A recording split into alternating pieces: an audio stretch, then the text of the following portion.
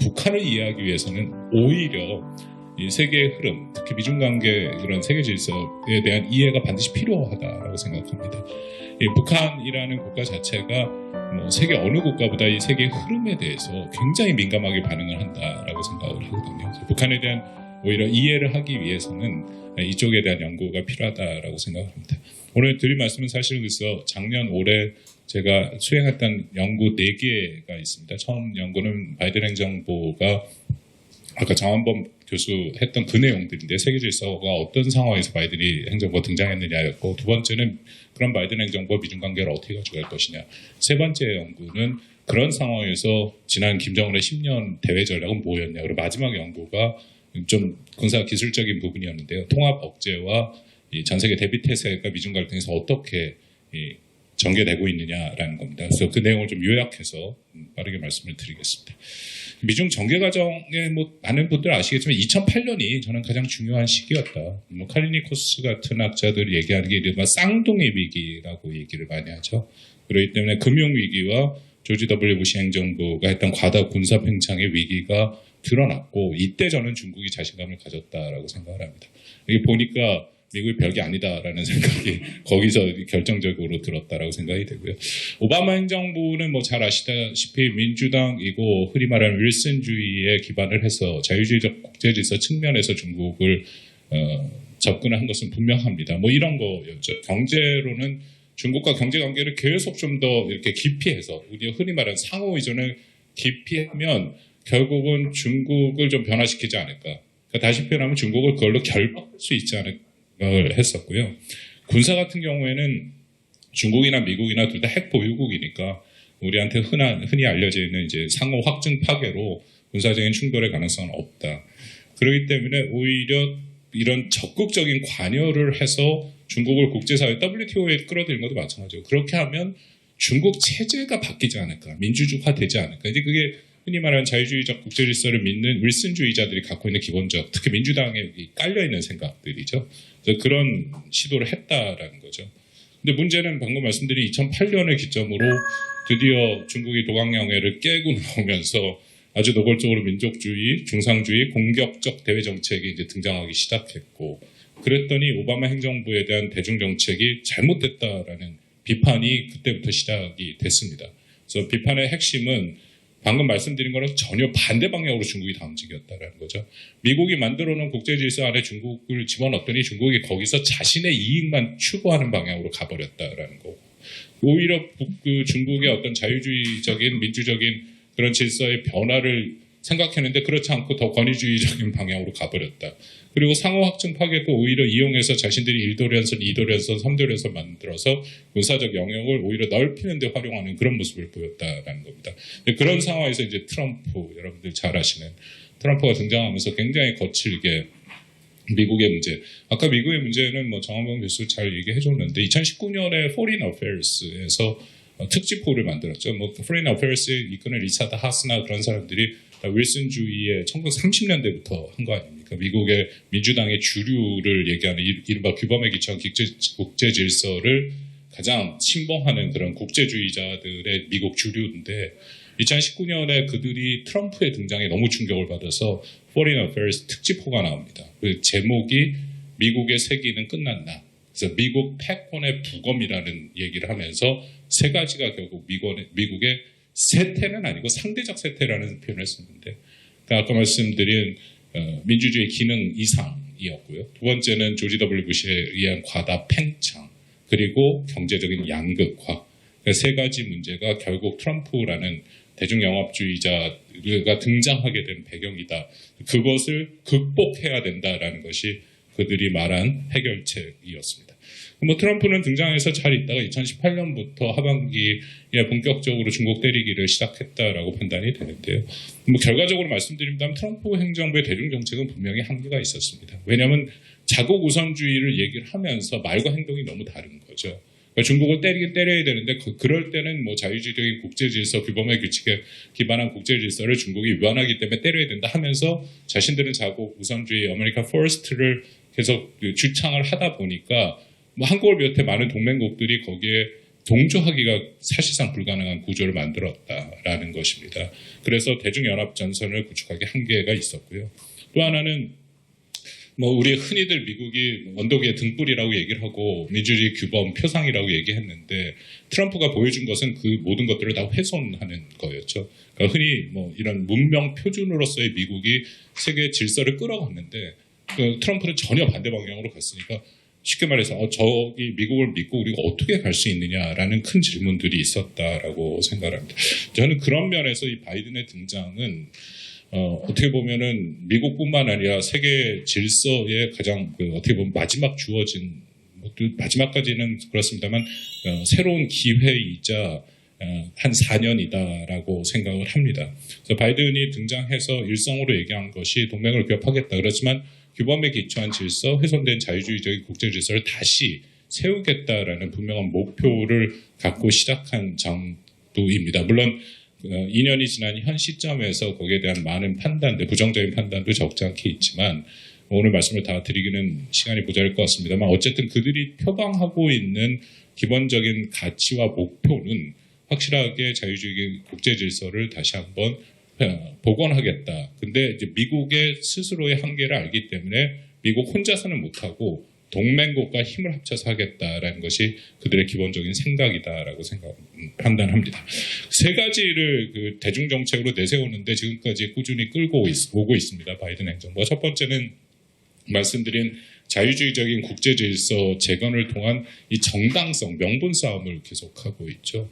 그 부분은 어쨌든 미국과 한국을 비롯해서 우리가 흔히 말하는 그 like-minded country라는 동료 국가, 가치를 공유하는 국가가 자유민주주의 가치를 공유하고 있으니까 중국이 보이고 있는 여러 가지 행태는 분명히 자유주의 국제질서에 반하는 행태가 많습니다. 제가 말씀 안 드려도 충분히 다 이해하시리라고 생각이 되고 그러니까 그런 중국의 행태를 볼 때 우리가 가치를 공유하는 국가가 뭉쳐서 중국에 대한 문제를 같이 해결해야 된다라는 그게 첫 번째 방향이고 두 번째는 역시 동맹체제 복원을 해서 하겠다.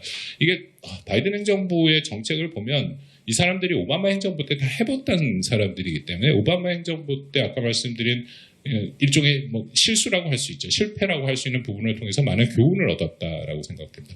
기억들 하시겠지만 오바마 행정부 때 가장 많이 얘기했던 것이 책임 있는 이해 상관자라는 표현을 많이 썼죠. 중국을 그렇게 끌어들이겠다. 이제 그 부분은 좀 자신들의 어떻게 보면 자유주의적 순진함이 있었다라고 생각이 되고 그래서 현재 바이든 행정부는 보이는 핵심 중에 하나가 이 세력 균형, 이게 어떻게 보면 현실주의적인 접근을 같이 집어넣어서 움직이는 모습들이 보입니다. 특히 동맹 쪽에서는 그런 모습들이 분명히 보이고요. 세 번째는 이 부분이 굉장히 핵심 중에 하나인데 이 자유주의 연대를 재건축하겠다. 근데 이게 나토도 그렇고 유엔도 그렇고 우리가 많이 봅니다. 근데 나토는 우크라이나 전쟁 이후에 좀 다른 모습을 보였죠. 근데 유엔은 여전히 무기력한 모습을 보이고 있다.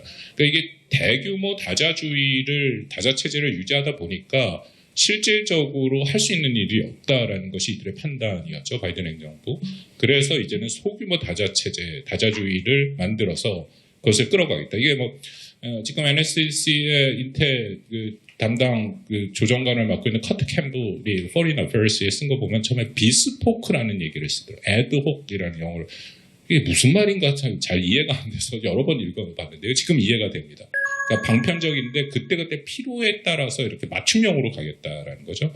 그래서 지금 나타나는 것이 쿼드, 오커스, IPF, IPEF라고 불리는 IPF, 한미협력. 상당히 효과적인 방법이다라고 생각을 합니다. 근데 어쨌든 미중 경쟁을 전망을 해보면 당분간 전략 경쟁은 상당 부분 지속될 것이다라고 생각이 됩니다. 올 그 11월에 저는 그 G20 바이든, 시진핑 그 만남이 굉장히 중요하다라고 생각을 합니다. 약간의 가능성을 읽었거든요. 그러니까 늘 바이든 행정부가 시진핑 주석을 향해서 한 얘기 중에 하나가 이 가드레일, 그러니까 안전대를 치겠다. 이게 잘못하면은 대만 해협으로 군사적 분쟁까지 갈 수 있으니까 최소한 안전대는 치겠다 했는데 작년에 그 화상회의에서는 실패했고 이번에 대면회의에서는 일정 수준 제도화할 수 있는 가능성을 열었다. 그게 결국은 토니 블링컨이 가기로 했고 그리고 미국 국무부에서 이런 태스크포스 팀이 구성이 돼서 중국과의 협의를 다시 시작하겠다. 내년 초가 저는 그런 면에서 매우 중요하다고 생각됩니다. 저희 국무장관 토니 블링컨이 정말 중국 가서 어떤 의미 있는 제도화를 만들어낼 것이냐, 이게 지속성이 있을 것이냐. 그렇다면은 지난 수년간 2018년부터 봐서 짧게는 한 4년간의 정말 바닥까지 떨어졌던 미중 간의 갈등이 일정 수준 관리되는 제도화로 들어올 수 있느냐. 그 가능성이 전혀 없다고 생각지는 않거든요. 그래서 그 가능성을 저희가 좀 한번 봐야 된다. 한국의 입장에서는 북한 문제도 그렇고 미중 간의 갈등이 어느 정도 조정되고 제도화되는 것이 매우 중요합니다. 둘이 붙을수록 우리에서 움직일 수 있는 공간이 줄어드는 것은 분명하고 특히 북한이 그것을 활용하고 있는 것도 분명하고요. 미중 경제 전망은 그렇지만 저는 장기전이라고 생각합니다. 이게 일방이 일방을 완전히 누를 수 있는 구조는 이미 지나버렸고 근데 장기전에서 제가 늘 주장하는 핵심은 뭐냐. 앞으로 그러면 도대체 미국과 중국 중에 누가 주도권을 갖게 될 것이냐 하는 것은 중국과 미국 둘 다 국내 문제에 달려있다고 생각됩니다. 미국의 국내 문제 말씀드린 민주주의 기능 이상, 양극화 그리고 뭐 인종 문제, 경제는 뭐 넘어갈 수 있다고 생각을 합니다만 그런 문제가 해결이 될 경우에는 미국이 다시 한번 세계 질서의 주도권을 갖고 나갈 수 있다. 중국도 비슷한 상황에 놓여 있죠. 중국의 시진핑 3년임의 정통성과 정당성을 경제적인 성취와 같이 이끌어내는 그 수준이 필요하다고 생각되는데 여기서 가장 핵심이고 제가 강조하고 싶은 말씀은 그래도 아무리 중국이 내부 정치를 다 잘 조정하고 외부로 나오더라도 국제사회의 자발적 동조를 얻을 수는 없다라고 생각이 됩니다. 권위주의 체제의 한계죠. 그 국가가 보여준 지금까지의 모습, 시진핑 체제 들어서 그 모습들이 과연 근본적인 자유가 부재한 그런 체제를 가진 국가가 미국과의 갈등에서 다른 국가의 자발적 동의를 이끌어서 세계를 선도하는 국가가 될 수 있을 것이냐. 저는 전혀 그렇지 않다라고 생각을 합니다. 우리가 그 부분은 관가해서는 안 되는 거다라고 생각을 하고 있습니다. 북한은 어떠냐? 북한 얘기를 좀 하겠습니다. 뭐 여기 저보다 훨씬 더 전문가들이 많이 계셔서 그런데요. 북한은 이 외부 환경 측면에서는 굉장히 유리한 환경이 조성된 것은 맞습니다. 그래서 제가 제일 관심 있게 봤던 게 2월 24일 러시아의 전쟁. 저는 뭐 이건 100% 러시아가 제국주의 패권 전쟁을 하고 있다라고 생각이 되는데 중국도 그렇고 북한도 그렇고 굉장히 고민이 컸을 거예요. 왜냐하면 그들의 대외 정책에서 가장 적대시하는 것이 바로 러시아가 보여준 행태이지 않습니까? 이웃 국가를 강국이 제국주의적 형태로 영토를 차지하기 위해서 하는 전쟁이 그 가장 뭐 중국과 북한이 얘기한 제국주의 전쟁의 가장 핵심인 거지 않습니까? 그래서 북한이 도대체 어떤 반응을 할지가 궁금했는데 아니나 다를까 이틀 후에 나왔습니다만 예상대로 뭐 전혀 러시아의 책임이 아니라 100% 이것은 미국의 책임론이다. 러시아의 정당한 안보적인 고려를 충분히 반영하지 않았기 때문에 그렇기 때문에 발생한 전쟁이다라고 얘기를 합니다. 그러고 나서는 북한의 외무성이 굉장히 러시아 우크라이나 전쟁에 대해서 굉장히 많은 얘기들을 뭐 많을 때 일주일에 한 4번, 5번까지도 계속 여러 가지 얘기들을 실어 나르더라고요. 근데 그 중에 핵심은 그러니까 북한의 입장에서 결국은 미중 갈등을 신냉전으로 규정을 했죠.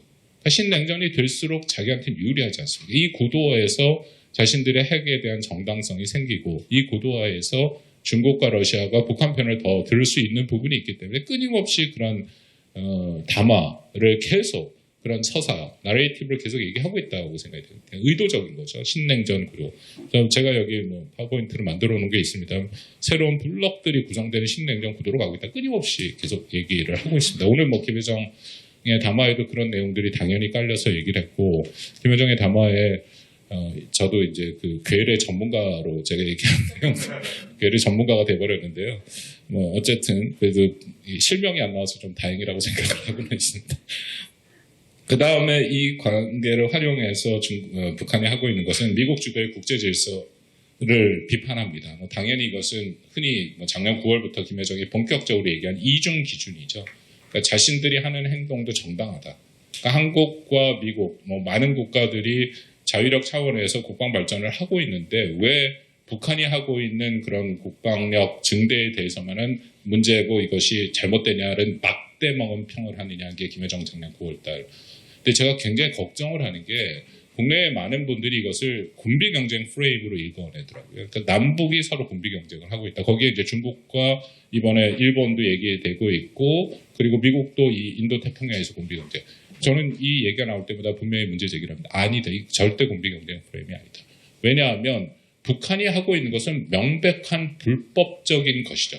국제법과 국제규범 원칙에 북한의 이러한 탄도미사일, 핵미사일 개발은 명백한 위반입니다.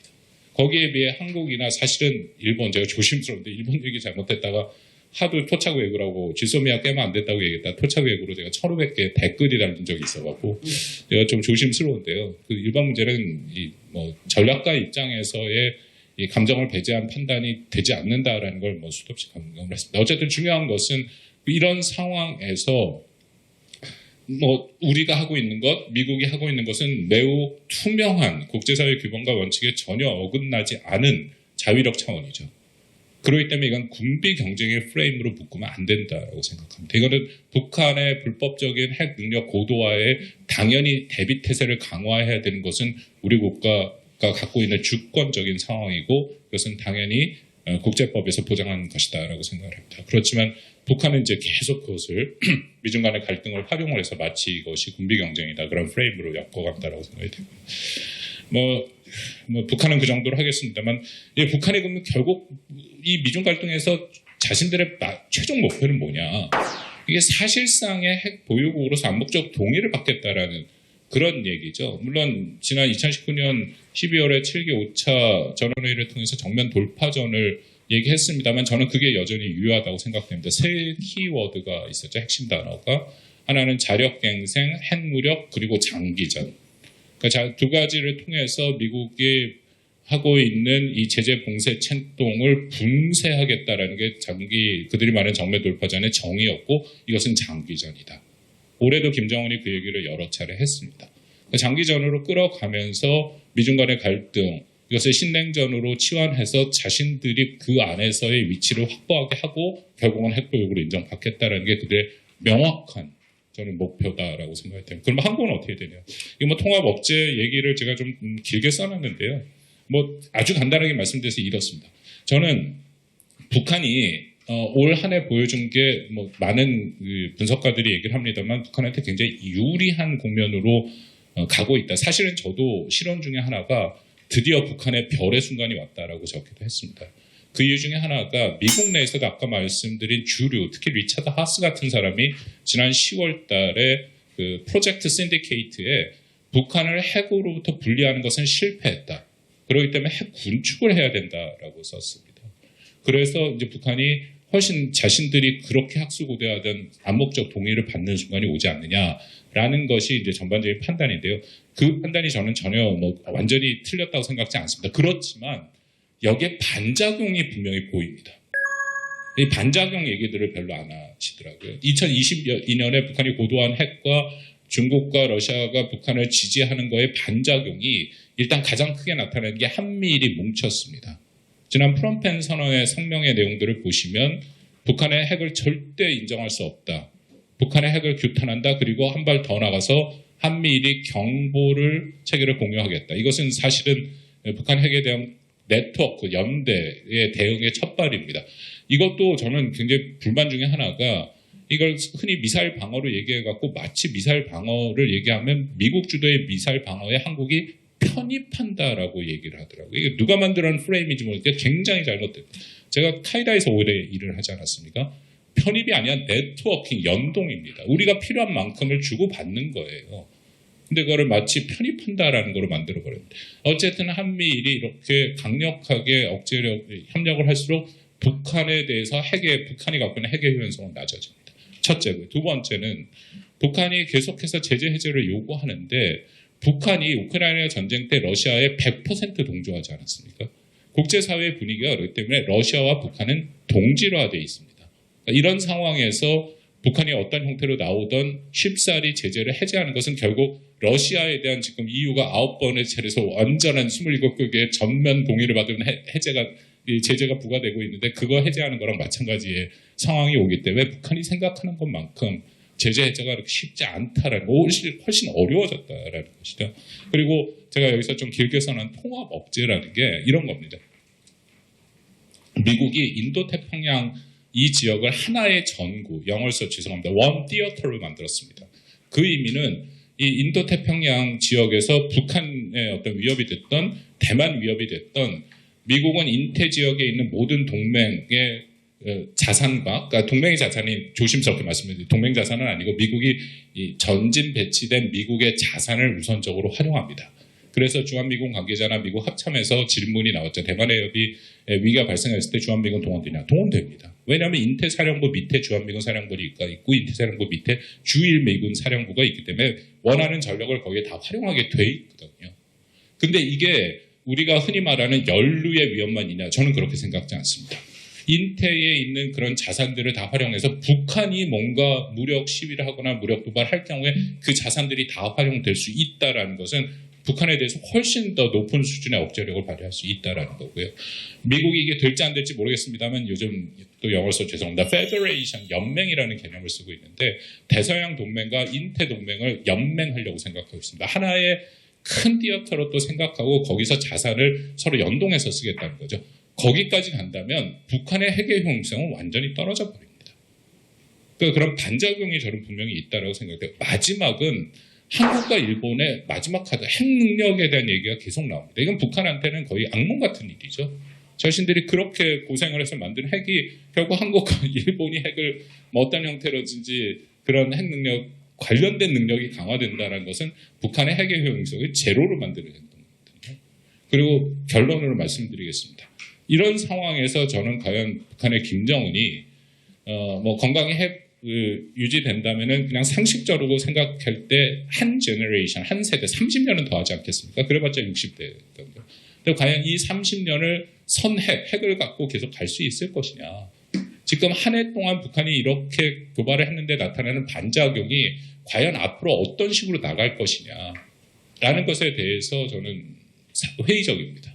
그래서 우리가 북한의 핵을 사실상 인정해야 된다라는 그 주장에 저는 명백하게 안 된다라고 말씀을 드리면서 저의 그 발제를 마치도록 하겠습니다. 감사합니다. 이게 이제 미중 갈등 속에서 이제 미국도 여기 뭐 다양한 지금 세계 전략, 인태 전략의 이제 새로운 구상을 갖고 해나가는데 그런 과정에서 한미 동맹을 지역적인 차원에서 확장시켜 나가려고 할 것이고 주한미군의 역할을 포함을 해서 그런 게 되면은 미일 동맹과 흡사한 또는 기능적으로 굉장히 유사한 형태로 발전될 가능성을 갖고 한국 측의 더 요구나 기대가 커질 가능성이 있는데 사실상 우리 국내 여러 가지 여건이나 또는 정치 지형으로 봐서는 그런 부분에 있어서 그렇게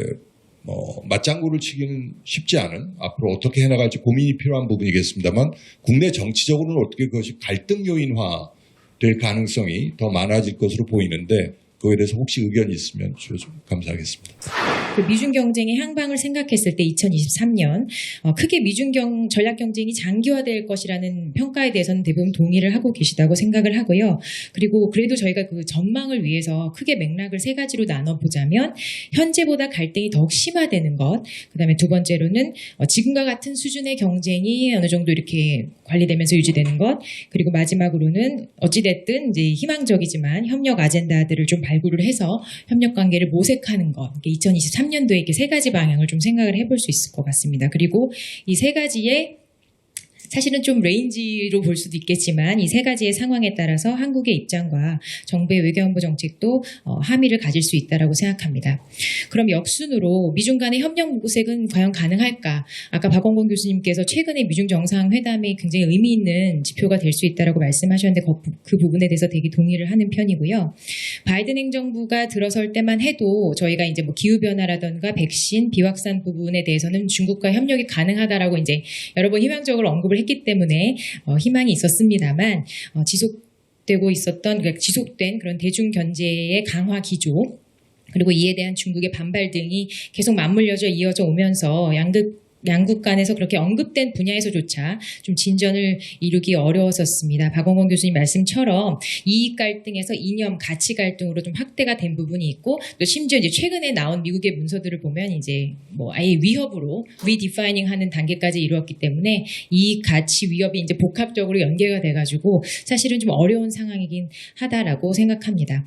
다만 그 미중 정상회담 이후에 최근에 그 지난주에 있었던 그 고위급 회담을 좀 눈여겨보게 되었었는데요. 양측이 어쨌든 뭐 처음 만나긴 했지만 긍정적이라고 평가를 하는데 저는 좀 의미를 두고 싶다는 생각이 들었습니다. 미 측은 좀 실질적인 논의가 있었다라고 얘기했고 중국 역시 뭐 깊이도 있고 좀 건설적이었다라고 반응을 함으로써 뭐 처음 만남 치고는 그렇게 분위기가 나쁘지 않았던 것 같고 여러 가지 사안에 대해서 대화가 어쨌든 시작이 되었다라는 부분에 의미를 부여할 수 있을 것 같습니다. 그리고 여기서 조금 더 희망을 가져본다면 기후 변화를 비롯해서 글로벌 문제에 대해서는 이제 협력의 아젠다로 우선 고려가 될 수 있고 이러한 협력들을 시작으로 뭐 스필오버라고 해야 될까, 이펙트라고 해야 될까요? 양국 관계가 그래도 우호적으로 변모하는 계기가 마련될 수 있지 않을까라는 생각을 해봤습니다. 그리고 구체적으로 기후변화, 식량안보 이 두 가지는 미중 정상이 이미 뭐 좋은 의지를 긍정적으로 이제 평가를 한 부분이고요. 협력을 하겠다는 의지를 이미 밝혔기 때문에 그 두 부분에 대해서는 좀 얘기가 될 것 같고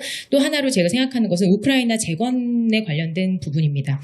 우크라이나에 대한 인도적 지원이라던가 재건과 관련해서 뭐 물류 시스템을 재구축하고 뭐 안정화하고 뭐 인프라 구축 수요 그다음에 주거 안정 뭐 여러 가지 지금 해야 될 일이 너무 많은 상황 속에서 중국 역시 의지가 있고 미국 역시 이제 주변 그 다른 글로벌 그 국가들과 협력을 해야 되는 부분이 있기 때문에 이런 부분들이 작용을 할 수 있을 거라고 생각합니다. 그리고 실제 중국, 러시아, 우크라이나 간의 관계가 복잡하다라는 사실은 선생님들께서도 더욱 잘 아실 거라고 생각합니다. 중국이 뭐 러시아와 뭐 밀접한 그런 긴밀한 관계를 강화해 나가고 있지만 동시에 우크라이나와의 이제 최근에 뭐 우크라이나 전쟁 이전까지도 굉장한 그 전략적 협력 동반자 관계로 업그레이드하면서 그리고 1대1로의 가장 핵심적인 국가 중에 하나가 우크라이나였기 때문에 좀 굉장히 복잡한 생법이 작용할 수 있다라고 생각합니다. 그래서 그런 것들이 반영이 된다면 이러한 요소들이 협력의 아젠다로 반영이 될 수 있을 것 같습니다.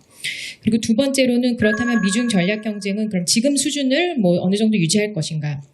아마 특히 주재호 교수님, 박원균 교수님 말씀하신 것들을 다 이제 아마 여기에 포함될 것 같고 저도 이 부분에 좀 더 방점을 찍고 있는데요. 아무래도 최근에 미중 양국의 여러 발언이나 뭐 행위 등을 통해서 예상해 볼 수 있을 것 같습니다. 미국은 중국에 대한 뭐 디커플링을 소위 그 형해화를 지향점으로는 삼지만 높은 의존도와 연계로 인해서 중국과의 경쟁 심화와 관련한 부담이 있는 것이 사실이고 박원균 교수님도 말씀하신 것처럼 또 그렇게 완벽하게 지향하기가 어려운 그 대내외적인 여건이 있습니다. 국내적으로도 중간선거 이후에 이제 2023년이 들어서면 본격적으로 대선 레이스가 시작이 될 때고 상황을 관리하는 것이 더욱 중요하다고 판단할 수 있을 것 같습니다. 그리고 대중 견제라던가 경제안보 관련한 기조는 좀 저는 이제 초당적으로 이제 좀 많이 평가를 하고 있는데요. 중국과의 급격한 우호 관계로의 그렇게 그 노선 변경이 어려울 것으로 판단됨에 따라서 적절한 수준에서 경쟁을 좀 관리하고 협력 가능성을 좀 타진해 보면서 2023년이 좀 그렇게 지나가지 않을까. 그리고 이러한 모든 과정은 역시 미국 주도의 틀 속에서 관리하고자 하지 않을까라는 생각을 해봤습니다.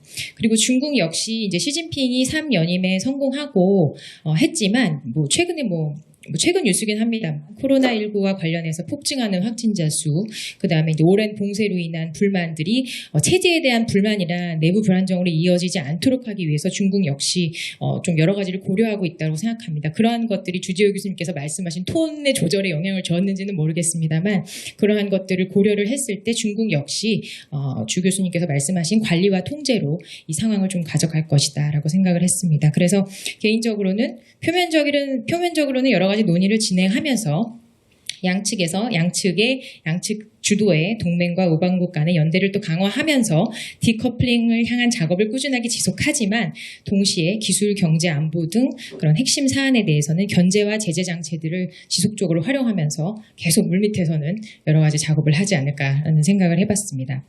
그리고 마지막으로 그럼에도 불구하고 지금보다 더 상황이 악화될 가능성은 없는가? 당연히 있다라고 생각합니다. 특히 미중 정상회담에서 제가 아까 우크라이나 기후변화, 식량안보 얘기를 했지만 그 외에 다른 사안들에 대해서는 모두 평행선을 달고 있기 때문에 저희가 그 갈등, 지역 사안, 뭐 대만 문제를 포함해서 지역 사안이라든가 신장 위구르 홍콩 지역에 대한 인권 문제, 북한 남중국해 문제와 관련해가지고 첨예하게 이익 간의 경쟁이나 갈등으로 심화될 가능성이 있기 때문에요.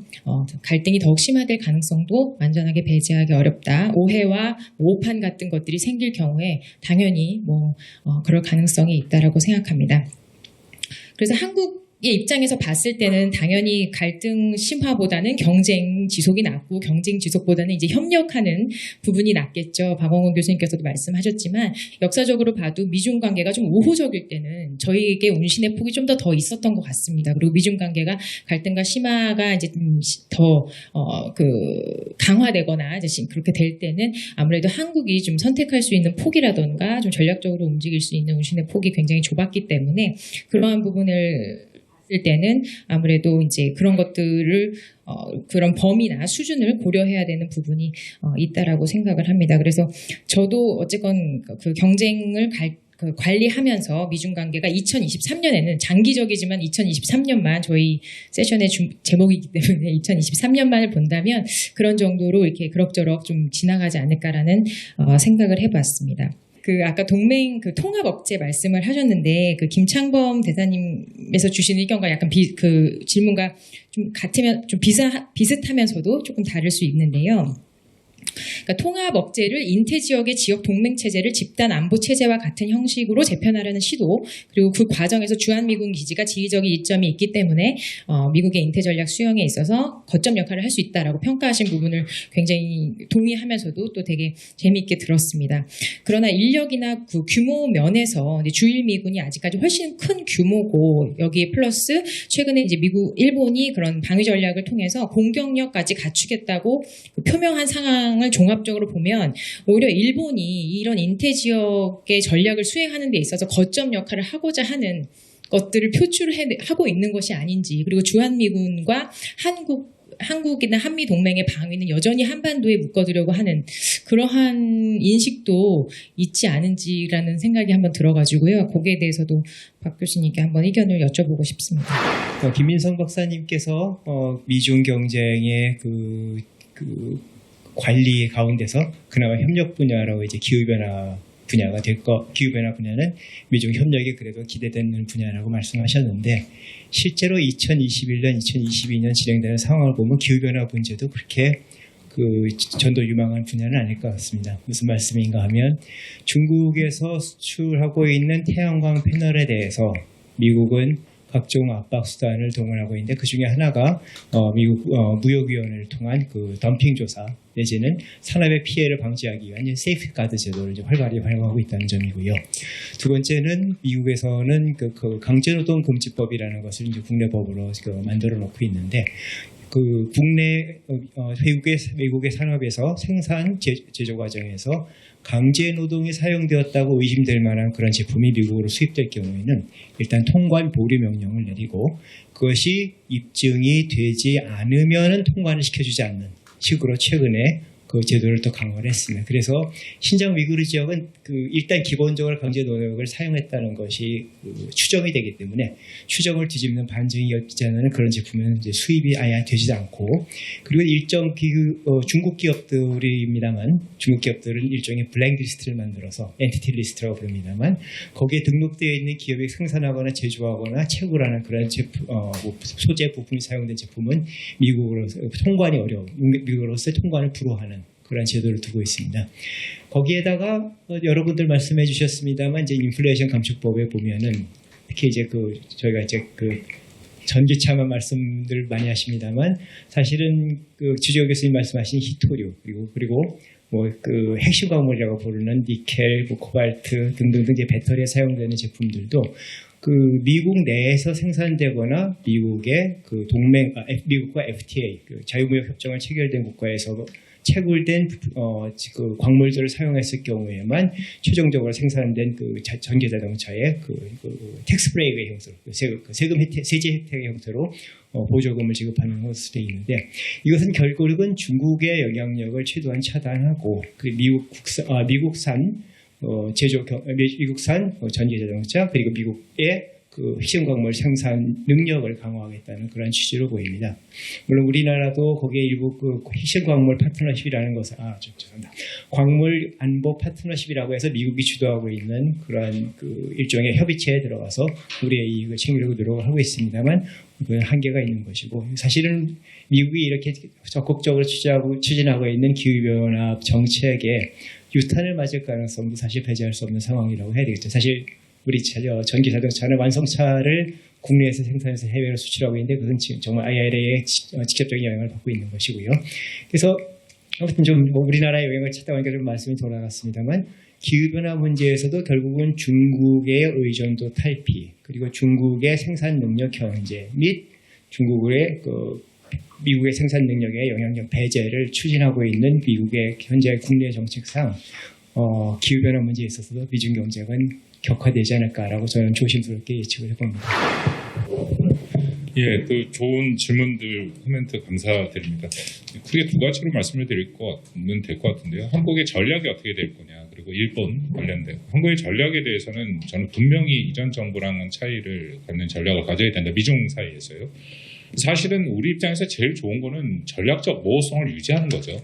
전략적 모호성이라는 게 양측에서 손해보지 않고 우리 이득만 가져가겠다라는 건데 그런 환경이 된다면 그게 최선의 전략이라고 생각을 합니다만 네 편이나 내 편이나 둘 중에 하나로 들어오라라는 얘기를 끊임없이 하고 있으니까 거기에 대해서 이제 우리가 대응을 해야 된다. 그러니까 전략적 모호성의 시기는 지났다라고 생각이 되고요. 그러면 어떻게 해야 되냐?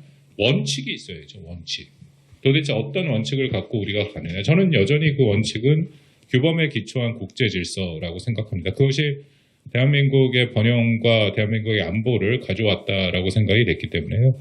그런 측면에서 저는 이 원칙 있는 대응이 필요하고 그 원칙 있는 대응뿐만 아니라 더 중요한 것은 일관성이 있어야겠죠. 그 원칙에 따라서 일관성을 안 가지면은 그건 훨씬 더 어려움이 있다라고 생각이 되고요. 거기에 따르는 비용과 책임을 지불해야 됩니다. 그러니까 때로는 우리가 비용을 이제는 손에 안 볼 수 없는 경우가 나오기 때문에 비용을 지불할 수 있어야 된다. 그런 국민적 공감대도 있어야 되고 그런 정치권과 또 정부의 그런 각오도 있어야 된다라고 생각이 되고요. 그리고 세 번째는 마지막 이게 제일 중요한 것 중에 하나인데 주재호 교수님 말씀에 저도 전적으로 동의합니다. 이제는 우리 동료 국가, like-minded country, 결국 자유민주주의의 가치를 공유하는 국가가 때로는 미국을 끌고 가야 됩니다. 그러니까 우리가 미국에 대해서 이중적인 태도잖아요. 미국을 막 비난을 하면서 또 미국이 모든 걸 해주기를 원하는 것. 미국이 그럴 만한 이 사회적 합의가 좀 깨져 있는 상황 맞습니다. 그래서 아까 계속 미국 국내 정치가 중요하다는 말씀이 그런 이유이기 때문에 IRA 대표적인 것 중에 하나고요. 자유무역을 반하는 그런 행동들이 보이니까 어쨌든 우리가 그러기 때문에 한국 세계 6위의 군사력과 12위의 경제력을 갖고 있지 않습니까? 가치를 공유하는 국가끼리 미국을 끌어가야 된다. 저는 여기서 가장 핵심은 자유민주주의, 자유주의 국제질서에 대안은 없습니다. 아까 저희 정한범 교수 잠깐 얘기했는데 프란시스 후쿠야마가 얘기했고 The end of history, the end of history를 했지만 여전히 거기에 대한 대체제는 없다라고 생각합니다.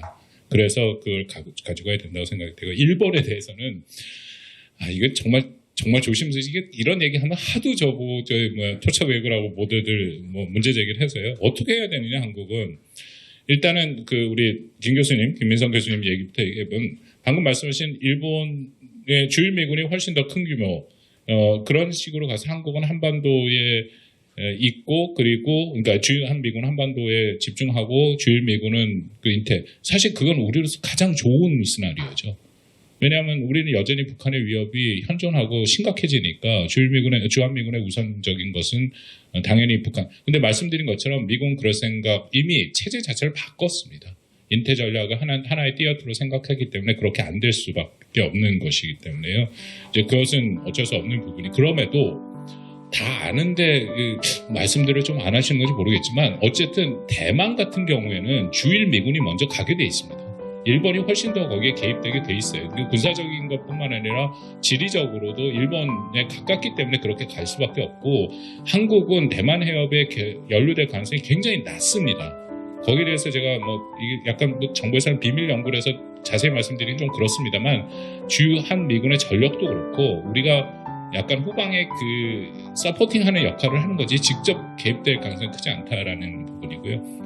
우리 김남범 대사님 말씀에 보면 연결돼서 말씀드리면 저는 이제 한미도 가이드라인이 필요하다고 생각합니다. 미일 가이드라인 같이요. 제가 동맹 연구자로서 이 얘기를 한참 동안 우리가 이 문제를 놓고 했었는데 이전엔 일부러 안 했죠. 왜냐하면 뻔합니다. 미국이랑 이런 얘기를 하면 미국이 우리한테 엄청나게 많은 요구하는 리스트를 갖고 오고 대부분 이제 중국을 견제하겠다라는 얘기고 그렇다면 우리가 원치 않은 분쟁에 연루될 가능성이 있었는데 이제는 그런 상황이 지나갔다. 그렇기 때문에 이제 미국과 좀 허심탄회하게 미국이 원하는 게 뭐냐. 근데 우리가 한국은 또 원하는 게 있죠. 우리는 확장 억제를 훨씬 강화해야 되니까 그런 거를 놓고 볼 때 미국이 원하는 것 중에 우리가 할 수 있는 걸 하고 이건 못하는 건 못한다 얘기하는 거고요. 또 우리가 원하는 것도 얘기를 하고 안 하는 것은 안 하고 그런 틀 안에서 사실 지금 어제 오늘 계속 논란이 되고 있는 이 일본의 제가 드릴 말씀 많은데요. 어쨌든 그런 것도 미국이 그래서 동북아에 우리가 흔히 말하는 안정자, 균형자 역할을 한다라고 생각이 되고 주일 한미동맹, 한일동맹, 한미동맹, 미일동맹이 있는 한 지금 언론에서 많이 쓰고 있는 그런 일들은 전 벌어질 가능성은 거의 없다고 생각합니다. 이상입니다.